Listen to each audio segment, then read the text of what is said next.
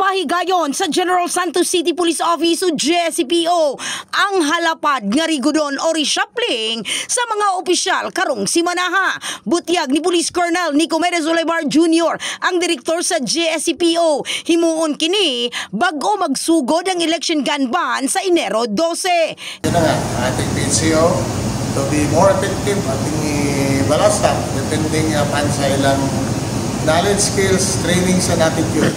Pati na yung Chief of Police o Station Commanders. Tingnan natin kung before January 12 mag-effect yung ating sinasabi ng ating Regional Director na si Police Brigadier General Arnold Argente na sinasabing pagbalasa. Dugang ni Olivar Jr., gisugdan na nila ang validation sa mga nahimong performance na kalabing tuig sa mga hepe o Deputy Station Commander. Usa sa basihan mo ang lihok sa mga nasangpit sa pagresolba o pagpugong sa krimen. Yes ma'am, depending upon the performance based tayo at saka yung, siyempre, yung kanilang individual knowledge, skills, attitude towards works. Para maging more effective sila sa kanilang mga trabaho.